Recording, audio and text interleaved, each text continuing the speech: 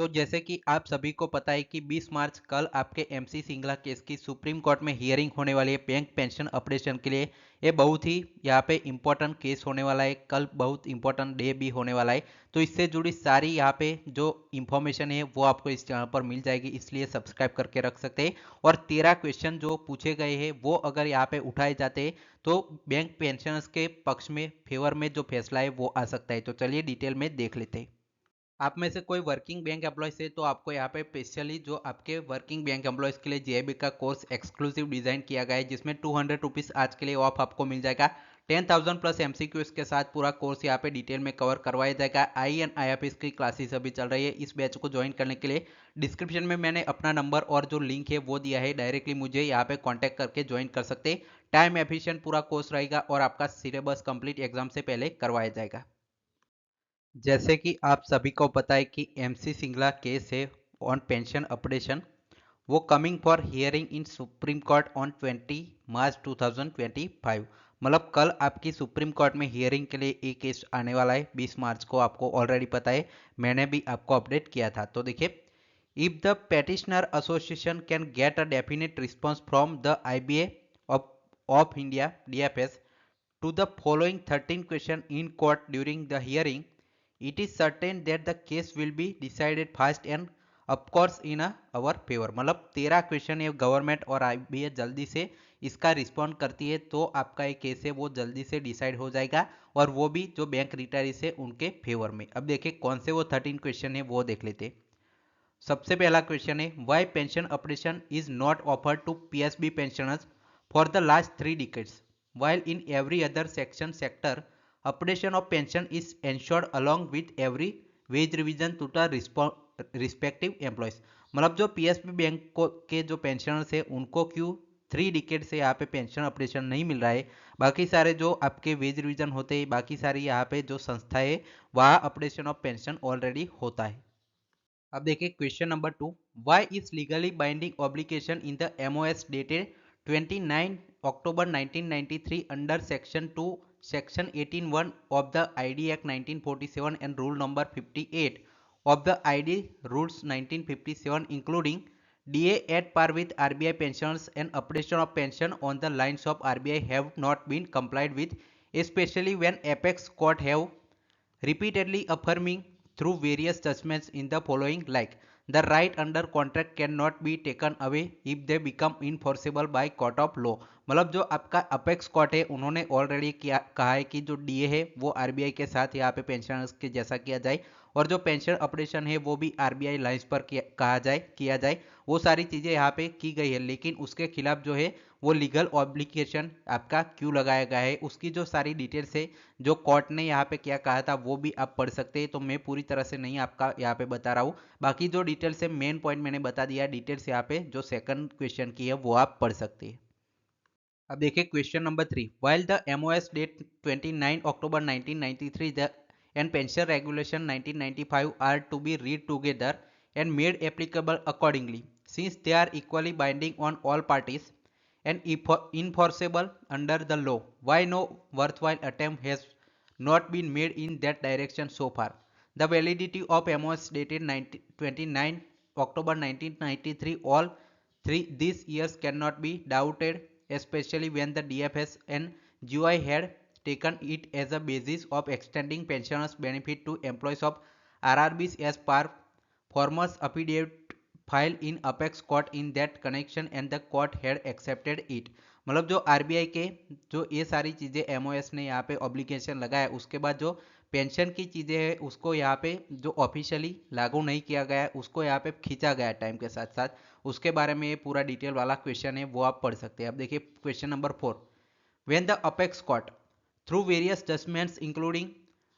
देवकिंदन Prasad versus state of Bihar, DS Nakara ORS versus UI, state of Rajasthan versus Mahendra Nath Sharma etc. had affirmed that pension is a deferred wages and must be updated along with every wage revision for serving employees, why no step has been taken by IBA DFS in regard so far. मतलब जो बाकी सारे apex court ने यहाँ पे judgement दिए थे जिसमें बहुत सारे केसेस का यहाँ पे जिक्र किया है, उसमें कहा था कि जो पेंशन है उसको यहाँ पे अपडेट किया जाना चाहिए वेज रिवीजन में। तो वो सारी चीजें यहाँ पे आईबीए और डीएफएस ने अभी तक कोई भी स्टेप इसके लिए क्यों नहीं लिया, वो भी आपका क्वेश्चन नंबर 4 है। अब देखिए question number 5, when the parliamentary committee on सब ordinate legislation Lok Sabha in year 2017 recommended pension updation for RBI employees but was denied by Ministry of Finance citing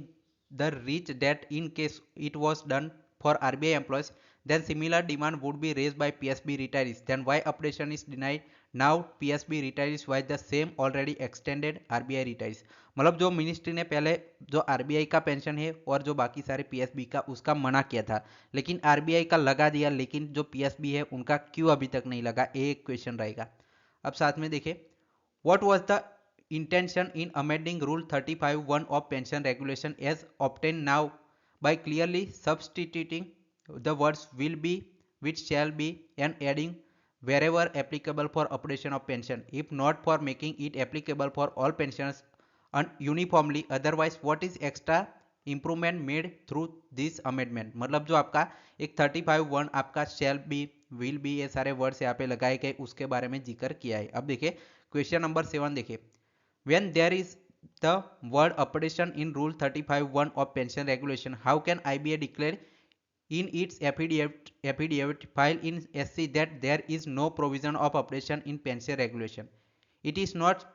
perjury inviting contempt of court, and how do IBA explain the reference of rule number 35(1) of pension regulation by apex court in जो आपकी date थी वो 30 फरवरी 2018, bank of Baroda versus G Palani vide para 9 of the judgment especially when the court says that same is extracted from pension regulation। मतलब IBA ने यहाँ पे जो पेंशन ऑपरेशन है उसका जो कोर्ट ने ऑर्डर किया था उसके खिलाफ जो आईबीए ने खुद से जो डिक्लेयर कर दिया था अपने एफिडेविट में कि जो पेंशन ऑपरेशन है उसके बारे में यहाँ पे कोई भी चीज़ें लागू नहीं की जाएगी, उसके जो एग्जाम्पल है वो भी दिए हैं, तो आईबीए को ये सवाल करने के लिए 7 नंबर का है। अब देखिए question number 8, when various petitioner quote to the pension fund position of various banks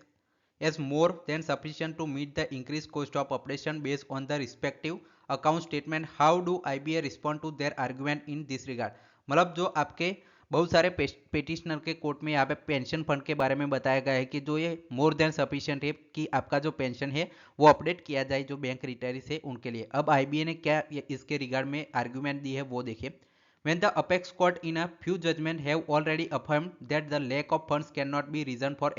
not extending the pensionary benefit to the retirees, since one of the employer implements the pension scheme in organization, it is for that employer to find adequate resources to meet the consequences future requirement in this regard। How do IBA DFS can argue lack of funds for denying operation of pension। मतलब जो court ने already कहा है कि जो आपका pension operation है वो किया जाए और जो फंड्स होते हैं उसकी चिंता जो एम्प्लॉयर है उनको करनी है, लेकिन यहाँ पे आईबीए डीएफएस ने यहाँ पे डिनाई कर दिया पेंशन ऑपरेशन, ये बहाना बना के कि आपका जो फंड है वो अवेलेबल नहीं है।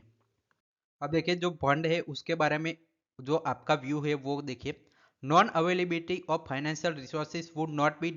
Defence available to the applicant bank in taking away the vested rights occurred to the employees, that too when it is for their socio-economic security,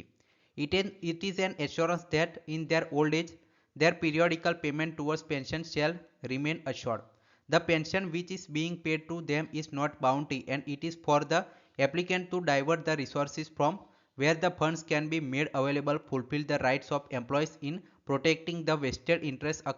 occurred in their favor। The court further observed wide para 54 of the judgment that the rule-making authority was presumed to know repercussions of the particular piece of subordinate legislation, and once the bank took cogent decision after taking permission from the government introduced to a pension scheme, it can be presumed that the competent authority was aware of the resources from where the funds are to be created making payment of retirees. ये जो बाकी supreme court का यहाँ पे verdict है और cases है उसका भी यहाँ पे एग्जांपल दिया गया है। मतलब इनका कहना है कि जो आपकी फंड नहीं है ऐसा आप बोल के छूट नहीं सकते। आपको यहाँ पे पेंशनर्स होते हैं ओल्ड एज में, उनको जो सोशल सिक्योरिटी प्रोवाइड करनी पड़ेगी। और जो फंड्स की बात रही वो यहाँ पे सुप्रीम कोर्ट ने ऑलरेडी कहा है, जो एम्प्लॉयर है वो मैनेज करके जो पेंशन ऑपरेशन है वो टाइम टू टाइम यहाँ पे करता रहे। अब देखिए question number 10, when the apex court has clearly affirmed in various judgment that the case of any dispute over particular clause section of a particular statute the interpretation should be in favour of employees. मतलब इन्होंने जो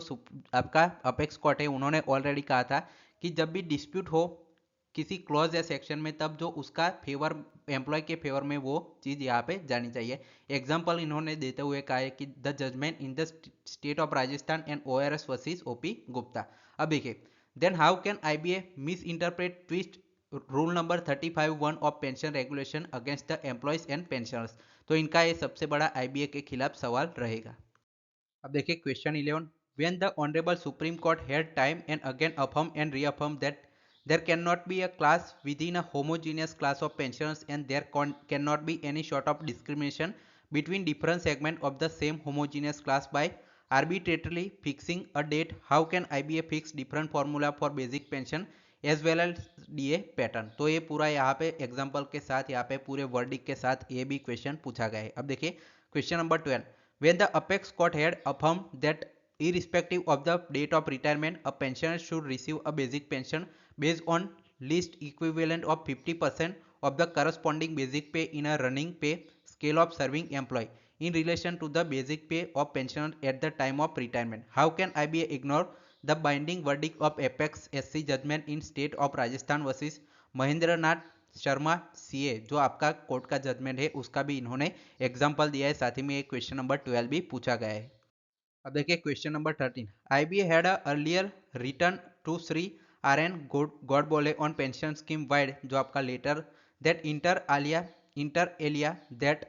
as you are aware the scheme has been introduced on the lines of the pension scheme available to the central government employees and employees of Reserve Bank of India, and again while letter number dated 16 March 1994 addressed to Sri RN Godbole inter alia informed that in view of the fact that the